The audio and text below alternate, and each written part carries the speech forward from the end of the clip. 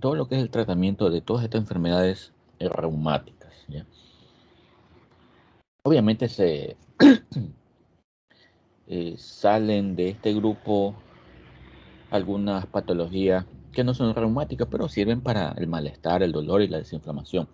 Pero más del 90% de estos fármacos son utilizados para las enfermedades reumáticas, ¿ya? Espondilitis, artritis, artrosis, ¿ya?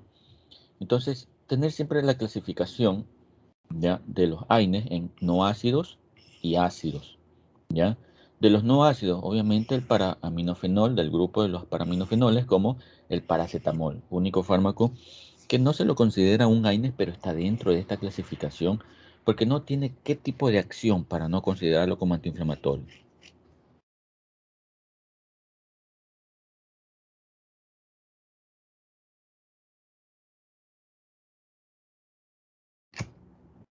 ¿Ah?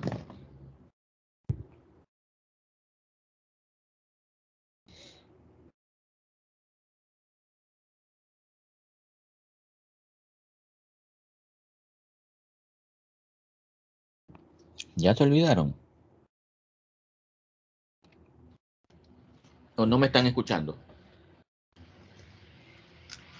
Sí, la estamos escuchando, doctor. ¿Ya? ¿Y cuál era entonces? Que tiene una reducción de las prostaglandinas.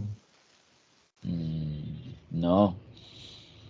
Este fármaco, el paracetamol, no tiene Y acción la antiinflamatoria. ligera actividad sobre el COX-1 y el COX-2.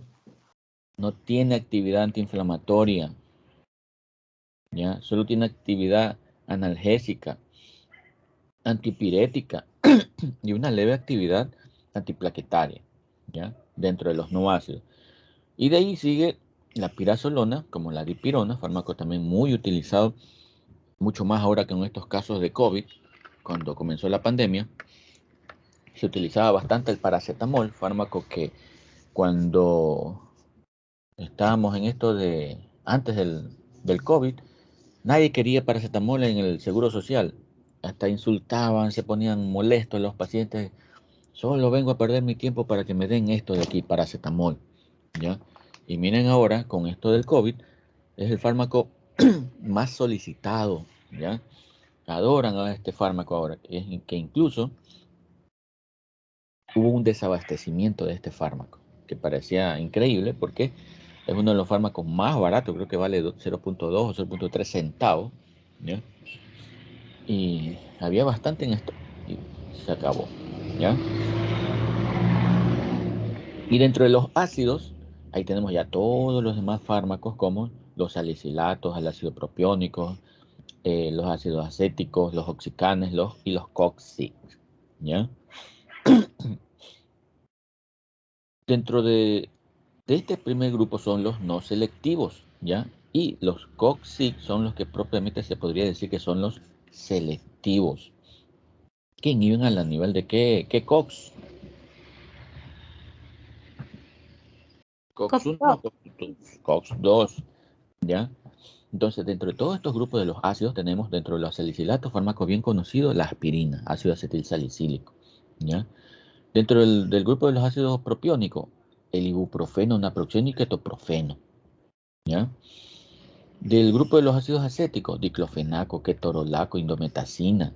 De los oxicam, meloxicam y piroxicam. Y de los coxic, celecoxib, rofecoxib, etirocoxib, lomiracoxib y otros coxib más que hay en el mercado. ¿Ya? De este grupo de aquí, ya la vez pasada les dije que este de aquí, rofecoxib, salió ya del mercado hace más de 8 o 10 años atrás, ¿ya? Por tener muchas alteraciones, muchas reacciones adversas tromboembólicas, ¿ya? Y cardiovasculares. Entonces, por ese motivo salió del mercado. Aunque era un buen fármaco, un buen antiinflamatorio, excelente, pero tenía este, esas reacciones adversas serias, ¿ya? Ahora, de los de acá, la mayoría de estos, ¿cuáles serían la reacción adversa que me pueden estar produciendo? Las gastrointestinales, ¿ya? Los COXIC tienen muy poco efecto gastrointestinal, ¿ya? Tiene muy poco efecto gastrointestinal ¿ya? Y un efecto cardiovascular podría decirse un poco elevado, pero no tanto, ¿ya? Vamos a ver cómo es eso, ¿ya? Y recordar esto de la inflamación, cuáles son esos signos de la inflamación, ¿se acuerdan? El rubor, Rubor, calor, ¿qué más? Inflamación, calor, fiebre, presión,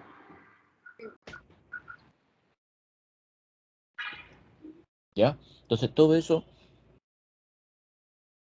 viene en esto de lo que es la inflamación, ¿ya? Más que todo dado por quién, por los mastocitos, ya que me liberan una serie de células inflamatorias, ¿ya? Y también está, ¿cómo? ¿Alguien dijo algo? No, bueno. No, se me el micrófono. Ya, y tener presente que esto de la inflamación está mediado todo esto por el ácido araquidónico y uno de los más principales vendrían a ser la fosfolipasa A2, que está dentro de lo que es la membrana celular de todas las células, ¿no? Que es uno de los implicados en esto de la inflamación. Y de ahí viene el ácido araquidónico, se subdivide en dos vías, de la 5-lipoxigenasa y de las endopiraxas cíclicas. Este grupo de acá, de la 5-lipoxigenasa, uno de los más importantes, porque vamos a tener fármacos que van a actuar a este nivel. ¿En qué patologías?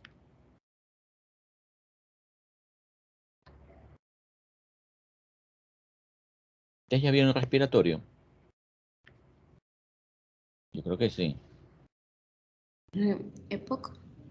En la EPOC, ¿ya? En el asma, ¿ya? Todas estas de aquí son utilizadas para ese tipo de patologías, ¿ya?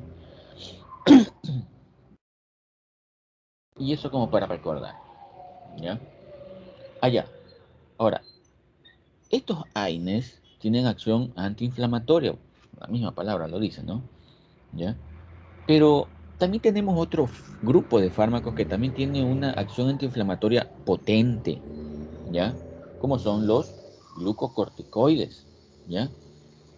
Entonces, si yo ya tengo un AINE que tiene acción antiinflamatoria y tengo un glucocorticoide que tiene una acción potente antiinflamatoria, ¿por qué mejor no utilizo los glucocorticoides para, como quien dice, cortar de raíz todo el efecto esto de la inflamación y estar dando AINES? ¿Por qué? ¿Por qué no mejor doy corticoides?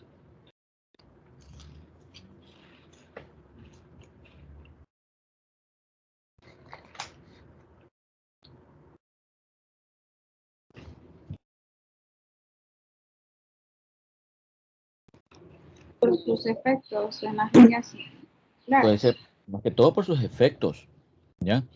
Son fármacos que yo no los puedo dar de manera crónica, ¿ya? Obviamente es un antiinflamatorio potente, uno de los más potentes que hay, ¿ya? Que vendrían a ser los fármacos de segunda línea para el tratamiento de las enfermedades reumáticas, ¿ya?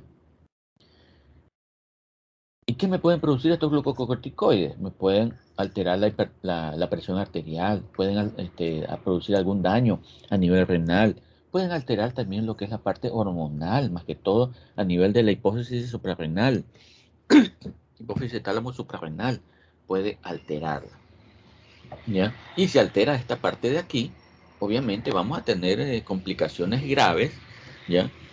Como por ejemplo síndrome de Cushing, ¿ya? Si yo doy de manera permanente este fármaco y lo retiro de manera no controlada. ¿Ok? Entonces, diferencia entre COX-1 y COX-2. COX-1, ¿qué me hacen los COX-1? Efectos adversos gástricos. ¿Ok? Y las COX-2, ¿qué es lo que hacen? Tienen menos efectos gástricos, ¿ya? Pero sí tienen bastantes efectos cardiovasculares, ¿ya? También se dicen que estos COX-2 están asociados a la parte de inmunomodulación. Entonces, siempre tener cuidado los COX-2 si los voy a prescribir en un paciente que ya tiene algún tipo de alteración cardiovascular, ¿ya? como indicamos, el Rofecoxib salió del mercado porque se presentaron algunos eventos como infarto agudo de miocardio, alteraciones hemorrágicas, hipertensión, ¿ya? Que la exacerbaba, ¿ya? Y por ese motivo este Rofecoxib, la FDA, lo retiró del mercado. Ya no existe este fármaco, solo más como recuerdo histórico, ¿ya? De los efectos adversos ya todos ya sabemos a qué niveles son los efectos adversos, como antiagregante plaquetario, lesiones gástricas, ¿ya? Y que se ven exacerbadas por la presencia de qué bacteria. Helicobacter pylori. Helicobacter pylori, ¿ya? Que se ven exacerbadas por el Helicobacter pylori. ¿Se acuerdan cuando vimos la clase esta de antiácidos? ¿Ya? Que que el tratamiento con AINES más la presencia del Helicobacter pylori potenciaban más estos efectos gástricos, esas úlceras. ¿Ok? Y a nivel renal también van a presentar su alteración, ya que me van a producir qué cosa a nivel renal. ¿Qué van a producir?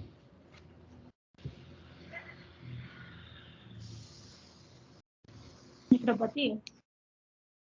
Una retención de líquido, ¿ya? Y si este fármaco me van a retener líquido y es un paciente que ya tiene una molestia, alguna patología cardiovascular, voy a aumentar más ese riesgo, ¿ya? Y voy a producir mayor hipertensión, voy a alterar más a esa paciente que tiene esa insuficiencia cardíaca, ¿ya? Y voy a provocar que esa hipertensión se exacerbe, ¿ya? Entonces siempre hay que tener cuidado al administrar estos AINES, siempre y cuando no tengan de por medio alguna patología cardiovascular o hipertensión, ¿ya? Y a nivel hepático, obviamente voy a tener cuidado con qué fármaco a nivel hepático es el que más me produce eh, reacción adversa, ¿ya? Pero no de manera con administración normal. Si es que se produce una sobredosis, ahí sí me va a provocar una toxicidad por un AINES. ¿Cuál podría ser ese? Y que se le dice que es uno de los más inocuos, ya que no producen mucho efecto adverso, a no ser que se lo dé por sobredosis. Me subida. Paracetamol. Paracetamol. El paracetamol, ya es uno de los fármacos más con menos efectos adversos, ya a no ser que se lo estén tomando de manera prolongada y de paso si tiene alguna afección hepática, ya alguna hepatitis, ¿ok? AINES, ¿ya? Que es lo que estábamos diciendo. Paracetamol, puede darlo por vía oral o vía intravenosa. Esta vía intravenosa hace poco nomás fue insertada, ¿ya? Es el más inocuo, ¿ya? Se lo puede dar cada 4, 6 u 8 horas, ¿ya? No más allá de 4 gramos en el día, ¿ya? De ahí tenemos la pirazolona, ¿ya? El fármaco estrella es el metamizol, que también se lo utiliza para esto de disminuir la fiebre, ¿ya? O también para el dolor, y es el mejor ya que tiene mayor potencia, ¿ya? Pero asimismo, como tiene mayor potencia, tiene muchos efectos adversos, más que todo la agranulocitosis, ¿ya? Que es uno de los efectos adversos de este grupo de la pirazolona, ¿ya? Este grupo de fármacos se lo utiliza para esos tipos de dolores leves, para la fiebre, para esos tipos de artrosis leve, para esos tipos de migraña, ¿ya? O dolores cólicos, podemos utilizar metamizol, ¿ya? En dolores oncológicos también podremos utilizar metamizol, pero no es tanto, no es tanto el efecto en un dolor oncológico como si lo serían como, ¿qué fármaco para el dolor oncológico?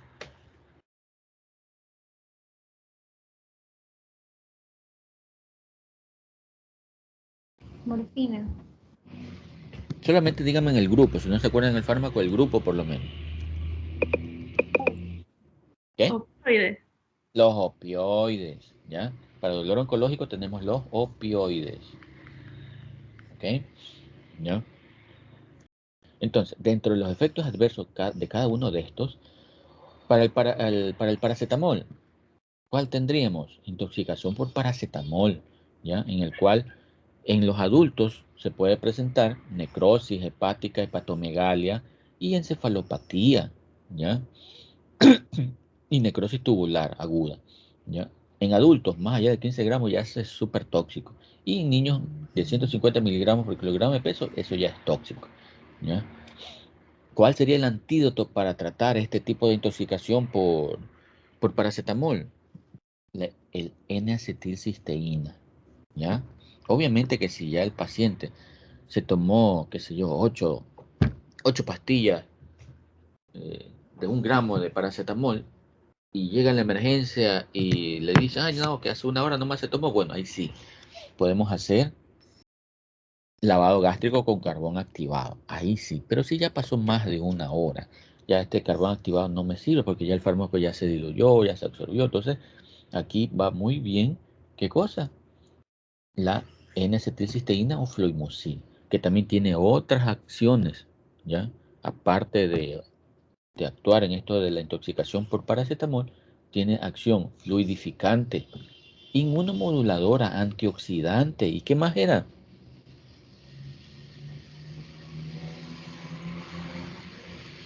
Creo que eran esas nomás, ¿ya? Y para la intoxicación, mira, entonces es un fármaco excelente, ¿ya? Para este tipo de intoxicación. E incluso también a veces se lo utiliza para las intoxicaciones por órganos fosforados, ¿ya? N-acetilcisteína, ¿ya? Muy utilizado actualmente para esto del COVID. ¿Por qué motivo será que se utiliza bastante esto del COVID?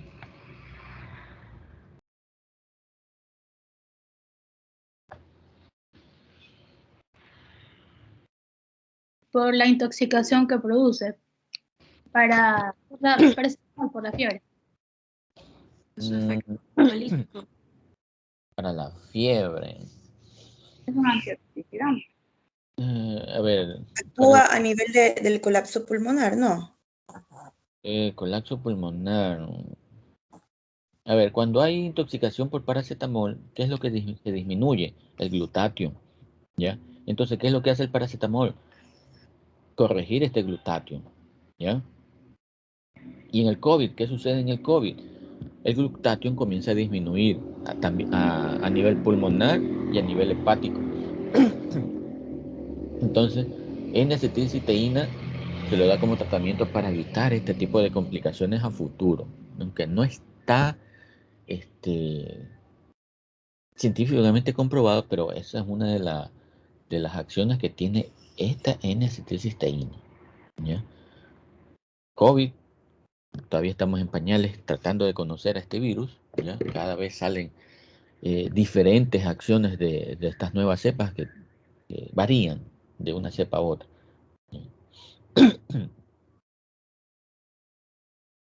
Eso en cuanto al paracetamol, ¿ya?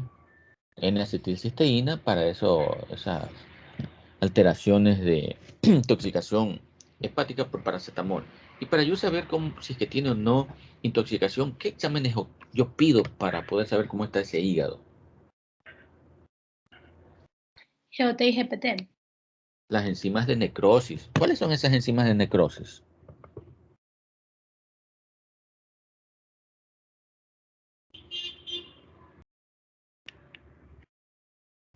¿Ah?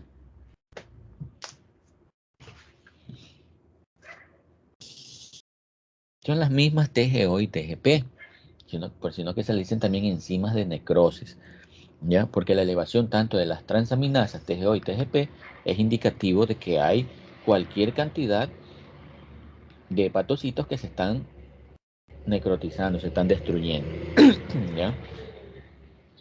Eso es lo que significa el aumento de TGO y TGP, destrucción de hepatocitos, por eso enzimas de necrosis, ¿ok? Allá, en cuanto a esto de intoxicación por órgano fosforado y también por paracetamol, como indicábamos en acetilcisteína, en megadosis, 1500 hasta 2400 miligramos, infusión continua. Vienen en presentaciones de 100, 200, 300 y 600 miligramos. De 100 y 200 son en polvo. 300 miligramos vienen en inyectables y 600 miligramos vienen en efervescentes. ¿Ok? El paracetamol yo lo puedo combinar. Ustedes tienen que haber visto esas presentaciones o en las mismas propagandas de la televisión con cafeína, ¿ya? Para estar uno despierto y todo eso. Con sedantes, con antihistamínicos de tipo H1, con descongestionantes nasales y con expectorantes. Ya, revisen la literatura y ustedes van a ver que el paracetamol se lo puede combinar con múltiples fármacos. ¿Ok? Como ya dijimos, dipironas, como es el metamizol, a granulocitosis y puede provocar incluso anemia plástica. ¿Ya? Contraindicado en paracetamol, obviamente, si tiene o no hipersensibilidad al fármaco, aunque es muy raro, casi nunca he escuchado que un paciente al tomar paracetamol tenga hipersensibilidad. ¿Ya? Hepatopatía, obviamente, eso sí. Ya, si tengo un paciente que tiene ya hepatitis, de qué sé yo, hepatitis C o hepatitis B, ¿ya? Cualquier hepatitis, ¿ya? No puedo darle paracetamol, ¿ya? Entonces, ¿ahí qué haría? Si quiero controlar la fiebre de un paciente que tiene ya hepatopatía, no le puedo dar paracetamol. Ibuprofeno. Ibuprofeno, peor, pues, ¿ya? Entonces daría este de acá, metamizol, ¿ya? Ok. Allá, y con la dipirona también lo mismo. Con este de acá sí hay más casos de hipersensibilidad. No puedo darlo un paciente que tienen porfiria o con esos pacientes que tienen déficit de glucosa 6-fosfato deshidrogenasa y en esos casos de asma severa. ¿Ya? No combinar el paracetamol con alcohol ni con anticoagulantes. Y la dipirona igual con clorpromacina, anticoagulantes y MTX. Bueno, eso no hemos visto, pero MTX, ¿qué significa?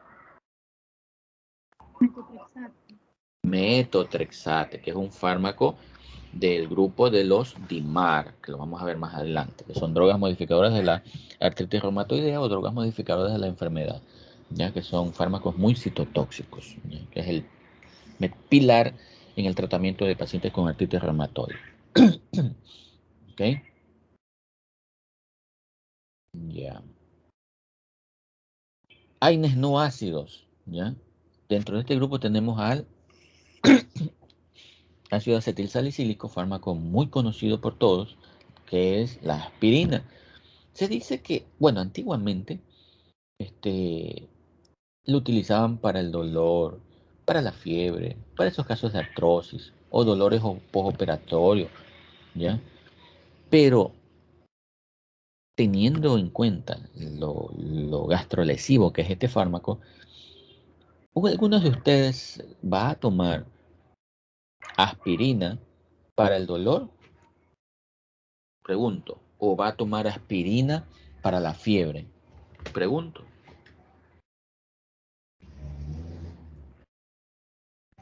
¿O ustedes le prescribirían a sus familiares? Ay, ya tío, tómese aspirina para el dolor o aspirina para la fiebre. Para la fiebre, el paracetamol. Creo que es para los dos.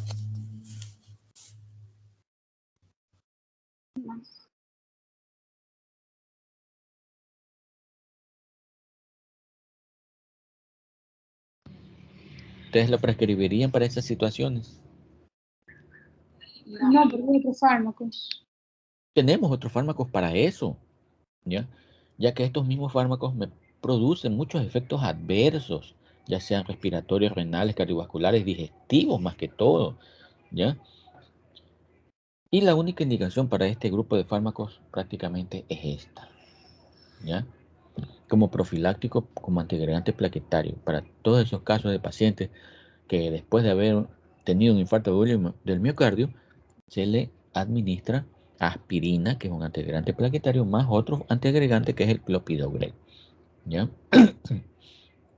Y también para eso, esas situaciones ¿cómo es? En pacientes que ya han tenido algún tipo de arritmia, también se le administra estos fármacos con otros fármacos antiarrítmicos, ¿ya? Entonces, esta vendría Doctor, a ser... entonces sí, sí podría ¿Sí? estar, o sea, yo sé que tiene todos los efectos, esos efectos adversos, pero en el caso del COVID también se podría usar. En el caso del COVID, aspirina. Sí. Lo que pasa es que con Yo he todos estos, escuchado que le han enviado, por eso le pregunto. ya, con todos estos efectos, de pronto, como, a ver, como estábamos diciendo acá, tiene una acción antiagregante plaquetaria, ¿ya? Sí, ahí sí en COVID, ¿ya? Pero más no por lo de acá, Claro, es por eso mismo. ¿ya? Para COVID, para evitar esas reacciones o esos eventos adversos graves, o esas complicaciones graves que el COVID me está produciendo. Puede ser neumonía, una de las complicaciones más graves, o puede también hacer formación de trombos, ¿ya? Entonces, la aspirina ahí va bien en el COVID para evitar esa agregación plaquetaria, asociado al otro que es el clopidogrel. ¿Ok? Ahí sí. Ya. Dentro de esto del ácido acetil salicílico, tener cuidado siempre con este síndrome, ¿ya? No puedo dar aspirina, ¿ya? En algún paciente, más que todo pediátrico, que tenga alguna enfermedad viral, ¿ya? Más que todo si es varicela en sus inicios, ¿ya? Porque ¿qué va a producir la combinación de esto, de aspirina con la presencia de fiebre ante una enfermedad viral? Muchas reacciones adversas como excitabilidad, depresión, ¿ya? Encefalopatía, ¿ya? Que me pueda provocar este síndrome de Rayet, ¿ya? Y a la larga me va a producir esto, parálisis cerebral, que eso ya es irreversible, ¿ya? Y con lo de intoxicación por salicilatos es raro, ¿ya? Pero bueno, actualmente podría decirse que es raro, pero anteriormente sí era muy frecuente. ¿Por qué motivo?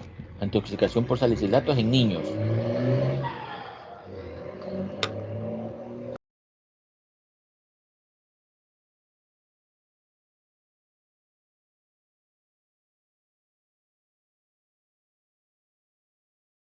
Eso no está como que en esos jarabes de venta libre como el de ese Pepto-Bismuto. No tanto. Más bien, recuerden que los niños están en una edad de, de reconocimiento, de búsqueda, de aprendizaje.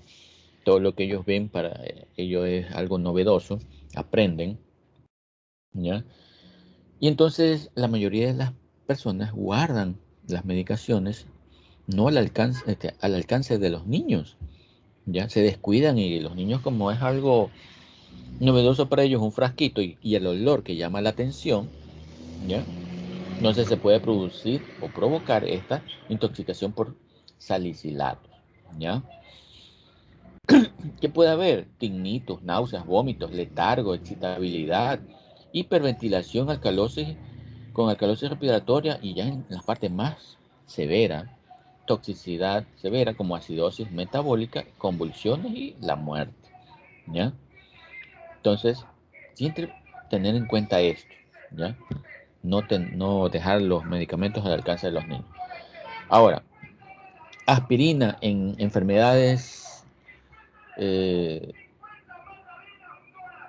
hemorrágicas o enfermedades o en esos eventos cerebrovasculares, ya sean hemorrágicos o isquémicos, la aspirina se puede utilizar. ¿Pero en qué casos nomás? Solo en esos casos isquémicos, ¿ya? En un evento cerebrovascular isquémico, ¿ya? Obviamente, como es una isquemia, ¿ya?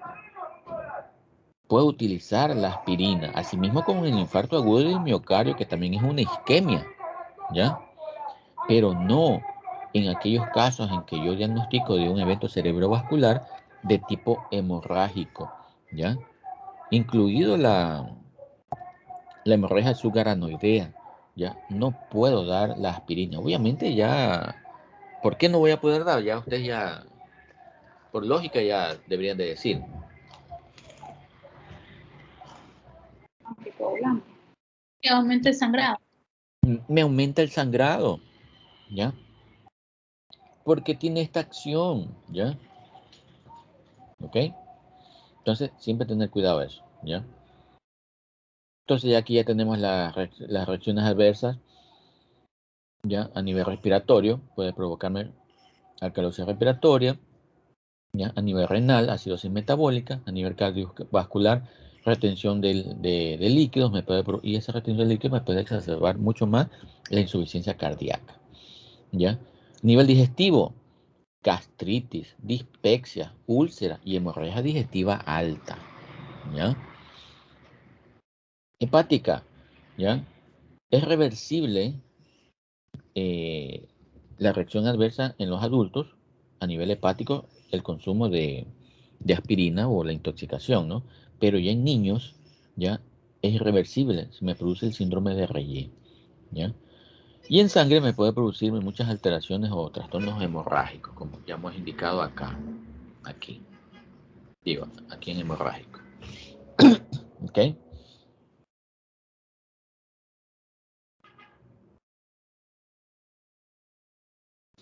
Listo.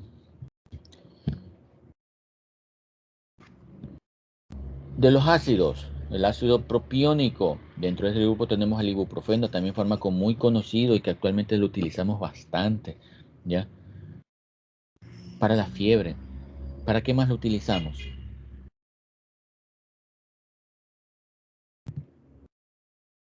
¿Quién no ha tenido esas molestias musculares? ¿Ya?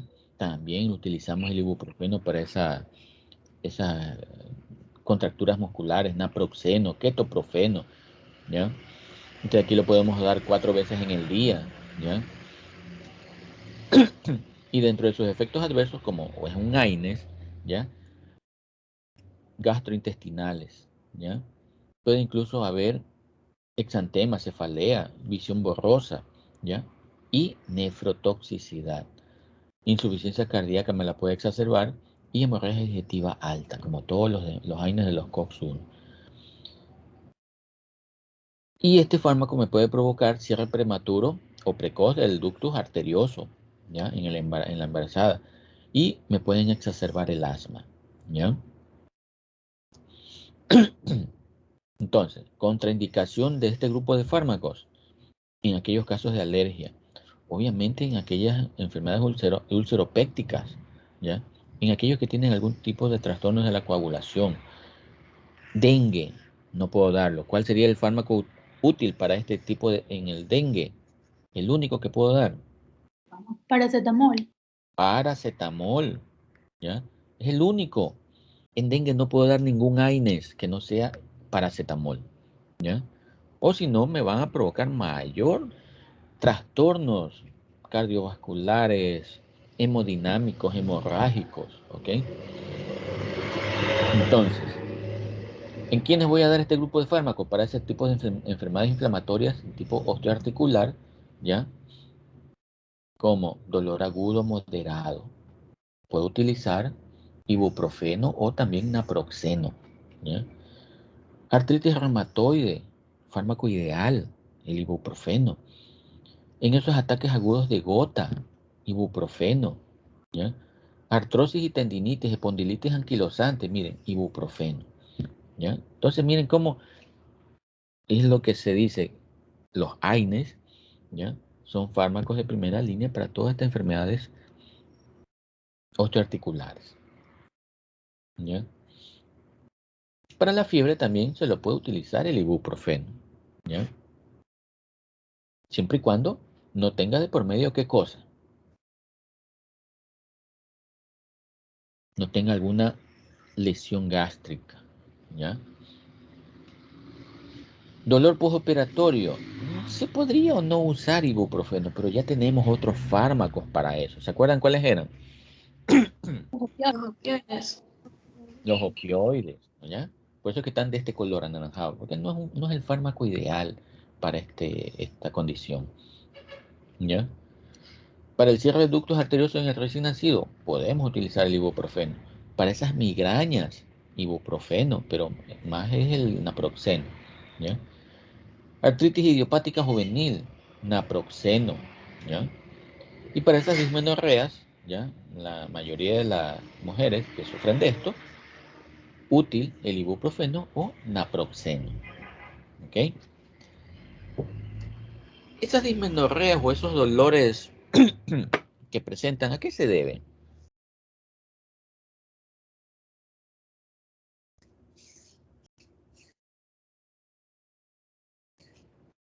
¿Ah? ¿A qué se debe el dolor cuando la mujer le toca el periodo?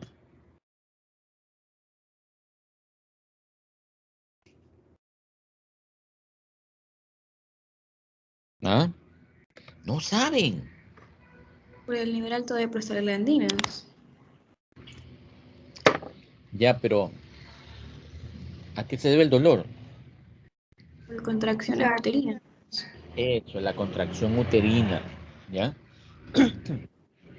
Entonces, si de por sí ya hay contracción uterina, ¿ya? Entonces, la acción de estos fármacos ¿tendría alguna acción en estas contracciones uterinas?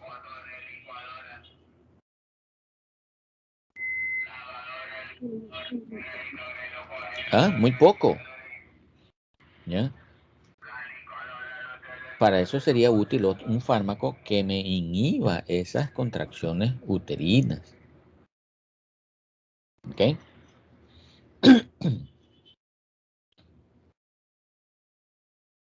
Dentro de este grupo de fármacos no puedo combinarlos con IECA, beta bloqueantes o calcio antagonistas porque me disminuyen el efecto de estos fármacos, ¿ya? Y si yo combino con digoxina, insulina o metotrexante, voy a aumentar la acción de estos fármacos, ¿ya? Combinarlos, sí puedo, este grupo de fármacos, ibuprofeno más que todo, con warfarina, con hipoglucemiantes, con descongestionantes nasales, con oxicodona, que es un opiáceo, ¿ya? Y el naproxeno con pseudoefedrina y lansoprazol, ¿ya? Esto no tomen en cuenta que lo vamos a ver al último, ¿ya?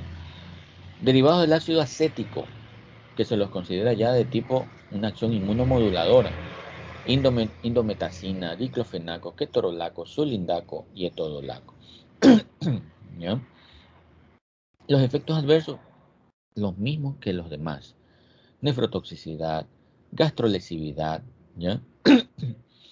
¿Qué más me pueden producir? Me pueden producir dispexias, ¿ya?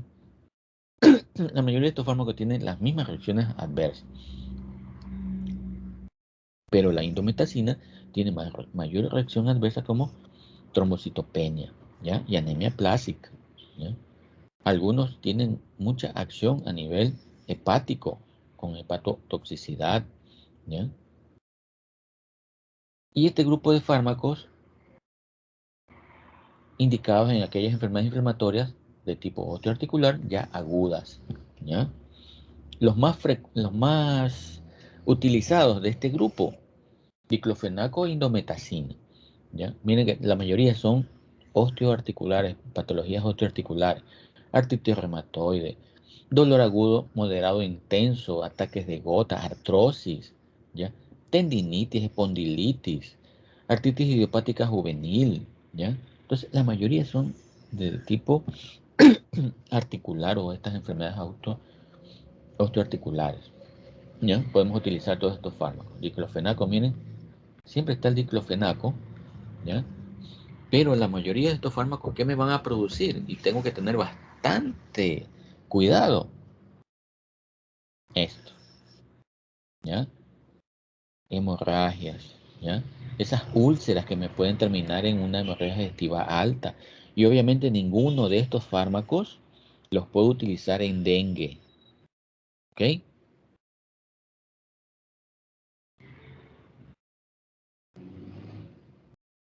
¿Sí?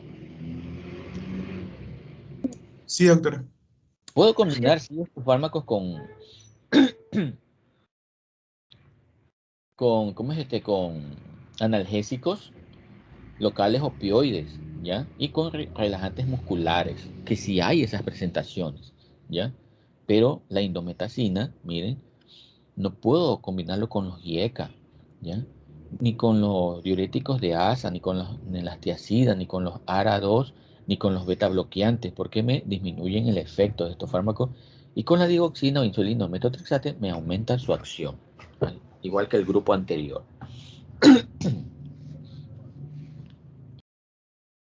Y de aquí ya vienen los Oxycan y los Cox-6.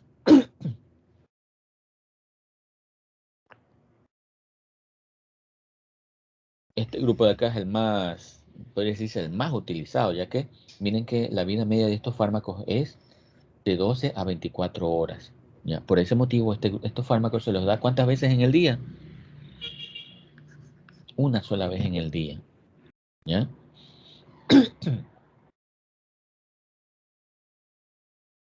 Ya indicamos el rofecoxib, infarto agudo del miocardio que me provocaba.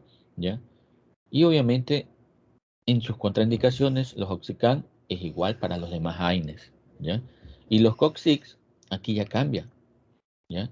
Miren que aquí ya prácticamente me habla ya de la parte cardiovascular y respiratoria, ¿ya? En aquellas cardiopatías tengo que tener mucho cuidado con aquellos pacientes que ya han tenido algún evento isquémico, ¿ya? O algún accidente cerebrovascular, o en aquellos pacientes que ya tienen hipertensión, ¿ya? En aquellos que ya han estado tomando tabaco o que tienen asma, ¿ya? Por el riesgo de trombosis, ¿ya? No darlos en niños, ¿ya? Y efectos adversos, ¿ya? Es como hablar de las contraindicaciones: COX-6, riesgo de infarto agudo del miocardio, apoplejía, hipertensión arterial, ¿ya? Dispepsia, que es muy leve, ¿ya? En cuanto a los COX-6, porque más tienen efecto adverso de tipo cardiovascular, ¿ya? Y este grupo de fármacos, miren, ya están indicados en qué: inflamación en estados ya crónicos, ¿ok? Yo no voy a dar, qué sé yo, Celecoxib en un paciente que tiene una artritis reumatoide reciente comienzo, ¿ya? Estos de aquí son más indicados para estos estados ya crónicos, en el cual los demás fármacos, ¿ya? De los AINES no han hecho efecto, ¿ya? Como diclofenaco, naproxeno, ¿ya? No han hecho efecto, entonces yo puedo utilizar para estos estados ya crónicos, en aquellas artritis reumatoidea, dolor agudo moderado en esos ataques de gota, dolor postoperatorio. En el dolor postoperatorio van muy bien estos fármacos, los Oxycan y los Coxib. En artrosis, ¿ya? Tendinitis, lo mismo, las mismas condiciones patológicas van en estas de aquí, más que todo, miren, Celecoxib en artritis reumatoidea juvenil, ¿ya? O artritis idiopática juvenil, o en esas espondilitis anquilosantes, ¿ya? Y lo mismo en cuanto a sus efectos adversos, no combinarlos con IECA o beta bloqueantes o calcio antagonistas, ¿ya? Ya que disminuyen el efecto, ¿ya? Y aquí ya cambia la cosa, no puedo utilizarlo con el litio, que era un fármaco utilizado en ¿qué? Presión. Depresión, ¿ya? Ni en aquellos fármacos como la ciclosporina y mitotrexate. Ciclosporina también un fármaco citotóxico para este grupo de artritis reumatoidea, o también para esos casos de cuando a un paciente se le hace algún tipo de trasplante, también se utiliza la ciclosporina para evitar esos tipos de rechazo, ¿ya? Y aquí va esta. Esta es ¿qué fármaco o qué AINES puedo utilizar? Miren, aquí tenemos ya resumido cada uno de los fármacos y sus acciones, a qué nivel actúan, ¿ya? ¿Cuál sería el fármaco que menos efecto adverso presenta? Paracetamol. Paracetamol, pero solo como acción antipirética y analgésica, ¿ya? Pero no le voy a dar paracetamol a un paciente que está con dolor de esas articulaciones, con esos nódulos inflamados. ¿Creen que va a actuar el paracetamol? ¿Cuál de ellos utilizaría para eso? Dipirona. De acuerdo a esta tabla, puedo yo más o menos jugar los fármacos. Puedo utilizar dipirona, ¿ya? Porque tiene una acción potente antiinflamatoria, potente como antipirética y analgésica, ¿ya? Y tiene muy poca acción a nivel nefrotóxica, ¿sí? Pero si ya es un paciente que tiene insuficiencia renal, tengo que ir con cuidado, ¿ya? Y es poco gastrolesivo, ¿tá? Entonces, dipirona va muy bien, ¿ya? Asimismo como del grupo de los coxib, ¿ya? Puedo utilizar el celecoxib porque tiene una potente acción antiinflamatoria, ¿ya? Tiene una acción a nivel de los COX-2, ¿ya? Pero me pueden provocar aquí, cuidado con esos pacientes con infarto agudo del miocardio, ¿ya? Tiene una acción antipirética leve, ¿ya? Y analgésica moderada, ¿ya? Y nefrotóxica muy bajo, ¿ya? Entonces aquí podemos jugar cuál de los fármacos podemos utilizar, ¿ya? Teniendo en cuenta sus condiciones en el paciente y en quienes no dar o dar, ¿ya? Paracetamol, mucho cuidado porque me puede provocar hepatotoxicidad si es que si lo consumo de manera como sobredosis, ¿ya? Lo mismo la aspirina, puede provocarme gastrolesividad, ¿ya? Pero también es un fármaco útil la aspirina, ¿ya? Como acción antiinflamatoria, pero miren, como antiagregante plaquetario, tiene tres vistos. Entonces, lo voy a utilizar más como antiagregante plaquetario, pero a su dosis, ¿ya? Como antiagregante. ¿Cuál sería esa dosis? ¿Se acuerdan? ¿Será 500 miligramos, 1000 miligramos? 100 a 300 miligramos. Como antiplaquetaria. O sea que tú le darías 300 miligramos como acción antiplaquetaria. ¿Ah? 120. Lo normal como acción antiagregante plaquetaria es 81 miligramos, ¿ya? Esa es la dosis ideal, ¿ya? Para que tenga esa acción antiplaquetaria, protectora, ¿ya? Entonces, los últimos de acá, lo que son los COXIC, son buenos como antiinflamatorios, ¿ya? Pero tienen ese riesgo isquémico, ¿ya? Entonces, tener cuidado con eso. Listo. Y de los glucocorticoides está la clasificación, ¿ya? De acción corta, intermedia, prolongada, ¿ya? De acuerdo a esto es la acción de los fármacos y el tratamiento. Los de acción corta, como hidrocortisona y cortisona, tienen una baja potencia, pero un inicio rápido de acción, ¿ya? Los de acción intermedia, este grupo de fármacos es el que podría decirse el más conocido, el más utilizado para todas esos estados que me comprometen la vida, como prednisona, metilprednisolona. Prednisola y metilprednisolona, los más utilizados. Y mucho más ahora con esto del COVID, ¿ya? ¿Por qué motivo? ¿Qué me hacen estos fármacos? ¿Qué disminuyen? ¿Qué inhiben o qué bloquean?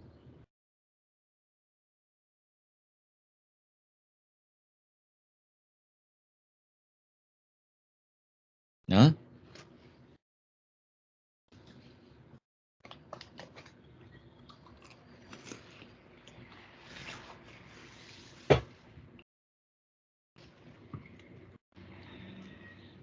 Actúan a nivel de la inflamación. Actúan a qué nivel también? A nivel de la línea celular. ¿Qué tipo de línea celular?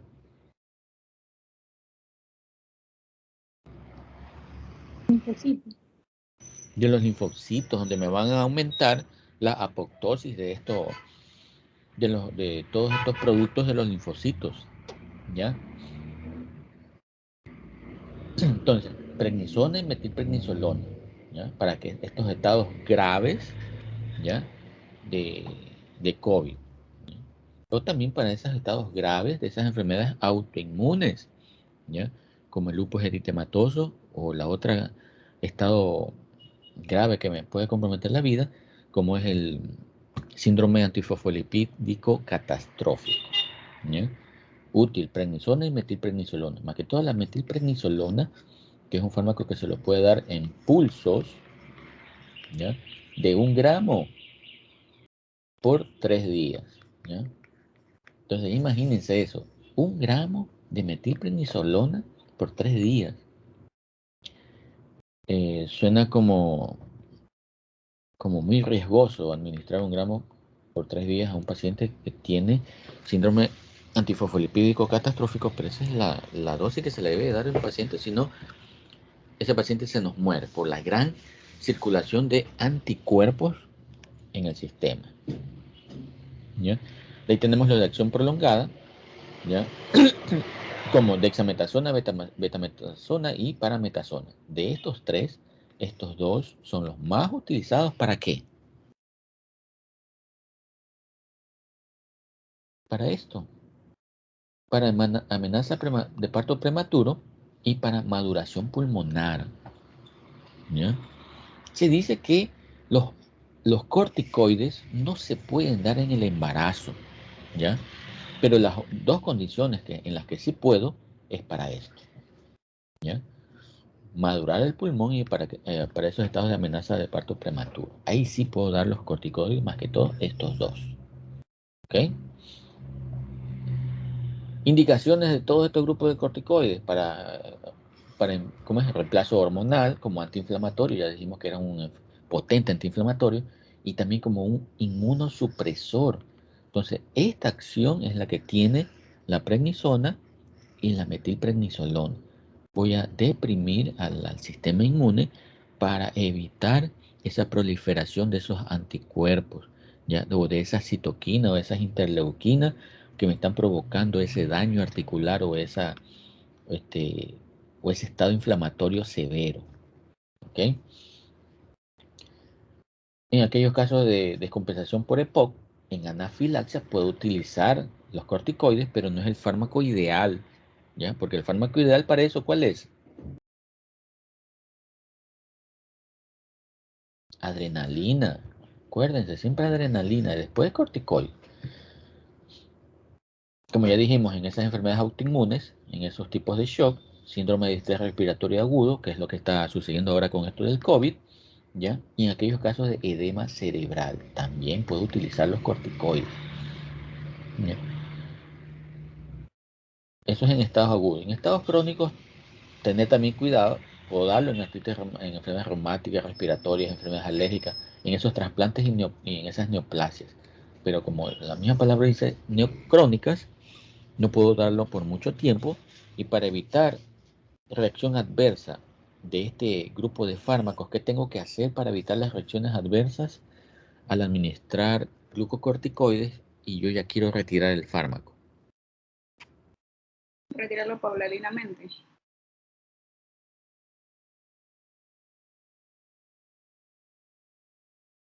Así es, se lo retira de manera escalonada, ¿ya? Como le dije la vez pasada, si está tomando 50 miligramos, ¿ya? Le voy bajando de 5 en 5, ¿ya? La siguiente semana va a tomar 45 miligramos, la otra semana 40 y así sucesivamente, ¿ya? Hasta llegar al tope. Porque si yo lo quito de manera abrupta, ¿qué va a suceder? ¿Cuál sería Se genera una alteración en el eje hipotalámico.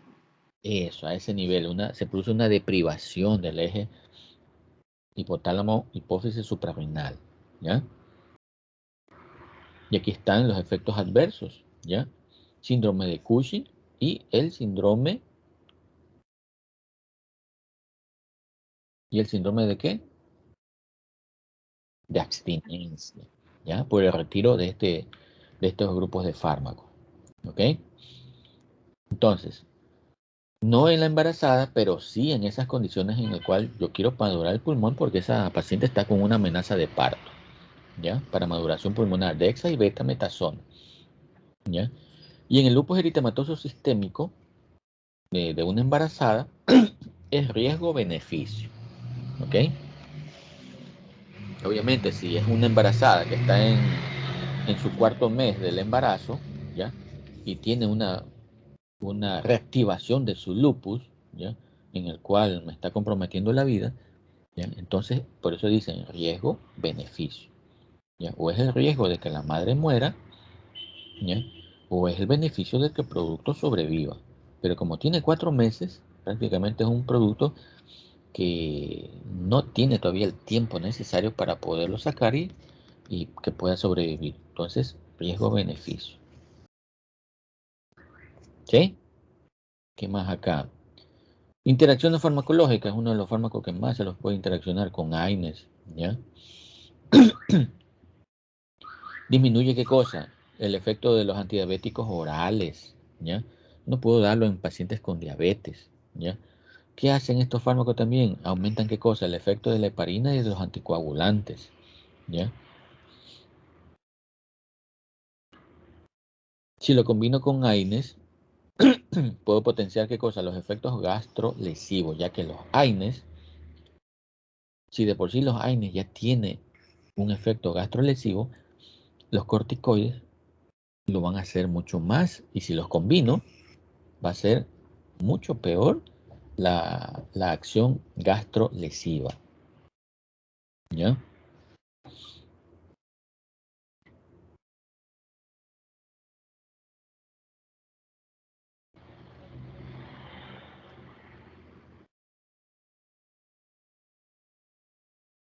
Ya, esto ya vimos. Estas son las acciones que los corticoides me pueden provocar, más que todo a nivel articular, que me va a provocar una necrosis de la cabeza femoral.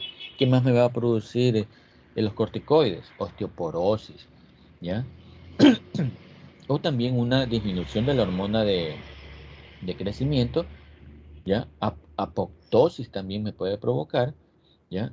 Y una disminución de la absorción del calcio, una disminución de la producción de los osteoblastos, ¿ya? Ya que más prevalece la acción de los osteoclastos, ya que estoy inhibiendo a los osteoblastos, ¿ya?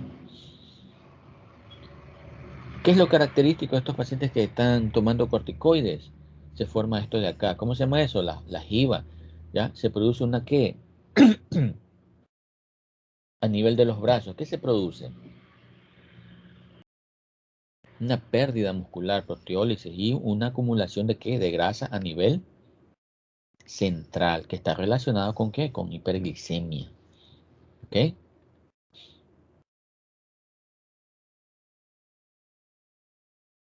Y a nivel renal, ¿qué va a producir?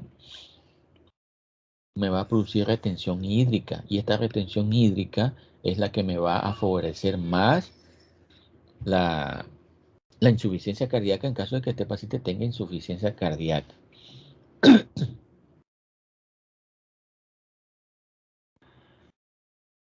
Y aquí está lo relacionado a esto de los corticoides. Son fármacos útiles en aquellas patologías de osteoarticulares, ¿ya? Ya que tienen un efecto muy temprano en esos pacientes con artritis reumatoidea, ya que me disminuye el daño articular, ¿ya? Por eso son útiles estos fármacos, ¿ya? Como antialérgicos, útiles también. Como antiinflamatorio y como un inmunosupresor, ya que me disminuye, ¿qué cosa? El dolor, el edema, la rigidez matinal y la discapacidad física de esta misma rigidez matinal o de las lesiones que presenten a nivel articular. Entonces, miren, son muy útiles estos fármacos, ¿ya? Pero prevalecen más las reacciones adversas, como ya dijimos, un aumento del riesgo cardiovascular, ¿ya? Pueden provocarme glaucoma o catarata, ¿ya? Hirsutismo, ¿ya? Y úlceras gástricas, si lo asocio con ¿qué? Con AINES, ¿ya? A nivel metabólico, como ya dijimos, síndrome de Cushing puede presentar, o también eh, una mala distribución de la glucosa con resistencia a la insulina. Y también a nivel de lo que es del eje hipófisis hipotálamo suprarrenal puede producirse una insuficiencia. Y a nivel óseo, osteonecrosis y osteoporosis, ¿ya? Miopatías porque se produce una disminución de la parte muscular y obviamente lo que uno menos espera y lo que más le teme es esto, las infecciones. ¿A qué se deben las infecciones?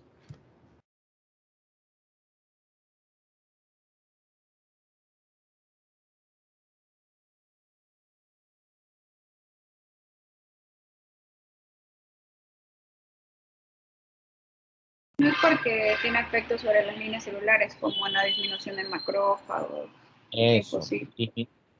disminuye la línea de la parte del sistema inmune, ¿ya? Entonces, al disminuir eso, voy a provocar que las bacterias proliferen más, ¿ya? Entonces, miren las reacciones que me pueden provocar los corticoides, ¿ya? Son buenos, sí, pero hay que tener cuidado, ¿ya? Y es lo que les decía, aumenta la apoptosis de casi todas las líneas celulares, ¿ya? Apoptosis, ¿ya? ¿Ya? Y las células natural killer, miren, no produce apoptosis, pero sí disminuye su acción citotóxica, ¿ya? Entonces, por ese motivo es que estos fármacos se los da para el COVID, ¿ya? Pero no para matar al COVID, sino para disminuir estas acciones, ¿ya? Que están muy hiperactivas, ¿ya? Están muy sobreestimuladas y es lo que me va a producir el daño de los tejidos. Y que cada una de estas células eliminan una serie de sustancias líticas que sirven para tratar de matar el virus, pero a su vez provocan daño tisular. ¿Ok?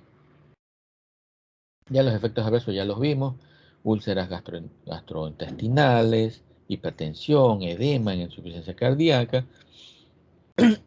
Y si yo interrumpo el tratamiento, ¿qué va a pasar? Síndrome de abstinencia por corticoides. Puede haber ginecomastias, petequias, estrías, ¿ya? Obesidad, lomo de búfalo o la jiba, ¿ya? Inmunosupresión puede provocar infecciones, ¿ya? Osteonecrosis, osteoporosis, miopatías, ¿ya? Limitación en el crecimiento, ¿ya? Y todas las demás efectos adversos, ¿ya? Y aquí está la potencia, que ya la vimos en la primera presentación.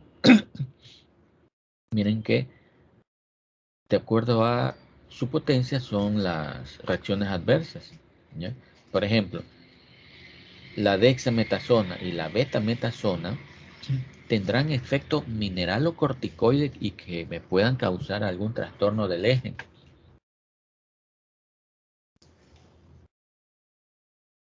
Sí. ¿Sí o no?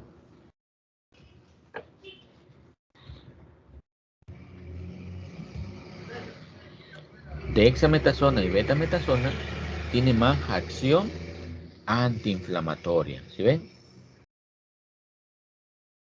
Y los demás fármacos tienen acción tanto antiinflamatoria como mineralocorticoide, ¿sí ven? Y la que tiene mayor acción mineralocorticoide y menos acción inflamatoria es la fludrocortisona, ¿ya? Es la que tiene más acción mineralocorticoide, ¿sí ven? Tienen una potencia alta de acción mineralocorticoide. Y las demás están a la par, casi a la par.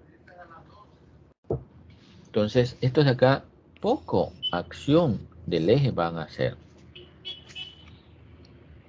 Bueno, esto prácticamente ya lo hemos visto, hidrocortisona, fármaco útil para esos estados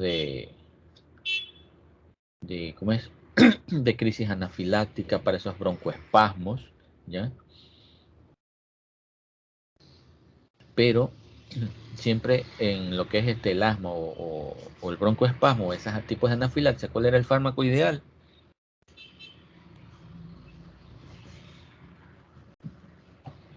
adrenalina, ¿ya?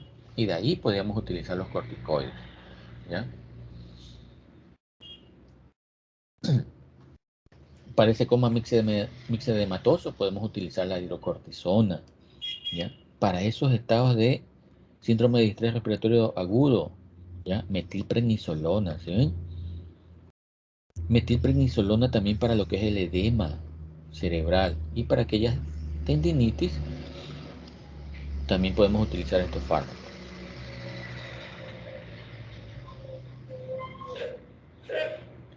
Acción intermedia, miren, prednisona y metilprednisolona. Enfermedades reumáticas, ¿ya? Típico este signo en alas de mariposa en aquellos pacientes con lupus eritematoso, en donde hay una gran proliferación de enzimas inflamatorias, mediadores inflamatorios. ¿En qué más puedo dar estos fármacos? En aquellas enfermedades de tipo intersticial, ¿ya? En aquellos casos de colitis ulcerativa. ¿Se acuerdan cuando vimos el capítulo de gastrointestinal?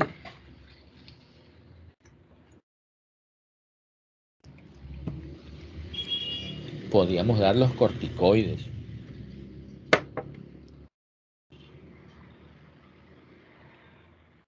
Y obviamente dentro de los efectos adversos común a los demás, ya me pueden provocar reactivación del acné, atrofia muscular, osteoporosis, como ya lo habíamos indicado, disminución del crecimiento, me puede provocar síndrome de Cushing, pueden provocar incluso cetoacidosis en pacientes con diabetes, ¿ya? A nivel oftalmológico, glaucoma, a nivel gastrointestinal, puede potenciar la úlcera gástrica si lo asocio con AINES, ¿ya? Y a nivel del sistema nervioso central puede provocar depresión y algún trastorno de pseudotumor. Y los de acción prolongada, dexametasona y betametasona, aquí sí, en el embarazo, ¿ya? Para esos estados de maduración pulmonar. Son los dos fármacos indicados para eso, ¿ya? E incluso también se lo utiliza actualmente para esos estados de complicaciones graves como el COVID. También se puede utilizar la dexametasona, ¿ya? Lo mismo en efectos adversos, ¿ya? Puedo utilizarlo como indicamos, dexametasona en síndrome de estrés respiratorio del adulto, ahora con esto del COVID, ¿ya? En aquellos estados de que, miren, de enfermedades bronquiales, en EPOC, en asma, ¿ya? Y también la mayoría de los corticoides para esos estados de post-trasplantes para evitar ¿qué cosa? El rechazo, ¿ya? Y aquí las presentaciones, tópicos inhalados y las presentaciones oftalmológicas, ¿ya? De acuerdo a eso, de su potencia, es la administración más que todo a nivel dermatológico, ¿ya? Si yo voy a dar un corticoide de potencia 3 en una lesión de piel, voy a provocar trastornos a nivel de esa piel, ¿ya? Donde se van a formar estrías, ¿ya? Y este de acá, fármaco que se lo utiliza bastante, como la triamcinolona, para esos trastornos a nivel articular, ¿ya? Donde incluso se administra el fármaco para disminuir la inflamación, ¿ya? En caso, por ejemplo, de pacientes que tengan algún daño articular, como por ejemplo aquí que tiene una rodilla con gran presencia de líquido sinovial en el cual se le está extrayendo para disminuir ese dolor y esa inflamación, ¿ya? Y aquí lo que se hace es extraer el líquido sinovial, ¿ya? Ya que este líquido sinovial asimismo está haciendo, como quien dice, presión para tratar de salir. Entonces crea un daño, crea un dolor intenso, ya que este líquido trata de salir y se trata de distribuir a los demás tejidos. Entonces hay que ayudar y sacar ese líquido sinovial. ¿Preguntas? Doctor, yo tenía entendido que para los embarazos, o sea, además de eso de la maduración pulmonar, de los que Ajá. ya había mencionado, en caso de la prednisolona, no, de la prednisona, era como que el único fármaco seguro para los embarazos. No. Prednisolona. No, bueno, sí, prednisona o prednisolona, o sea, como que en cuestiones de embarazo eran los únicos seguros. O sea, no para la maduración pulmonar. Para la maduración pulmonar sí es lo que se dijo. Pero Ya. yo había leído eso también. Aquí está, mira. Todos los demás tienen acción dual, antiinflamatoria y mineralocorticoide. Hidrocortisona, cortisona, prednisona, prednisolona, metilprednisolona, ¿ya? Y los que tienen y solo tienen acción antiinflamatoria son la betametasona y dexametasona.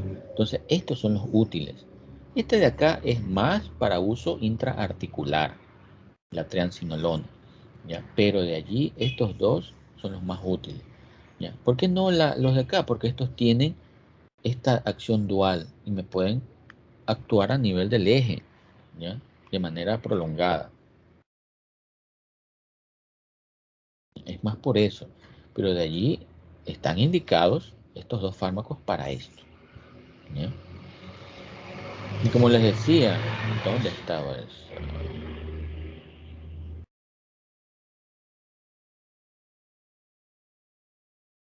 Aquí, pacientes con lupus, el riesgo, beneficio, ¿ya? Cualquier corticoide va bien aquí en el lupus, ¿ya? Pero el riesgo-beneficio en el embarazo, dependiendo de su gestación, de su edad gestacional, ¿ya? ¿Sí? Sí, o sea, es que yo creo que es diferente. O sea, digamos, en cuanto a maduración pulmonar, sí es la, Claro. ¿cómo se llama? La betametasona y la dexametasona. Pero en cuestiones así como que de inflamación, o sea, no si se está adelantando el parto ni nada, sino como que si la embarazada, la paciente está embarazada y presenta inflamación, como que los únicos seguros serían la prednisona y la prednisolona. Claro, sí, pero tienes que tener cuidado, por eso digo. Por eso, Claro, o sea, no prolongado ni por nada. eso aquí. Por eso te digo, riesgo-beneficio, ¿ya? Riesgo-beneficio. O sea, si ya el producto está en su séptimo mes de embarazo, ¿ya? Pues son 39 semanas, qué sé yo. Ahí va bien la Dexibet. Si está por sus 14 semanas de gestación, riesgo-beneficio, ¿ya? Bueno, entonces eso era lo que les tenía que dar, ¿ya? Bueno, la tarea que subí se las voy a dejar para la noche, ¿ok? Listo, doctor. Aún no aparece la tarea. Sí, sino que está oculto, ya se las activo. A ver.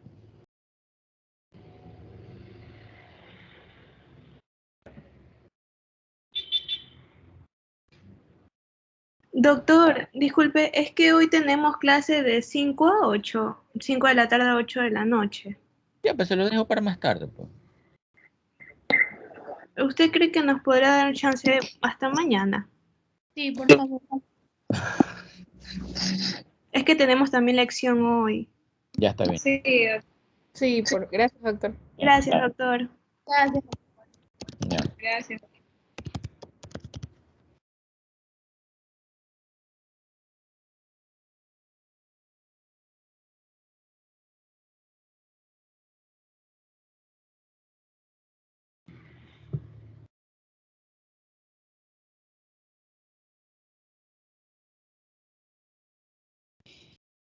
Ya listo. Entonces nos vemos en la siguiente clase. Listo, Listo, doctor. doctor. Hasta Doctor. luego. Gracias. Gracias.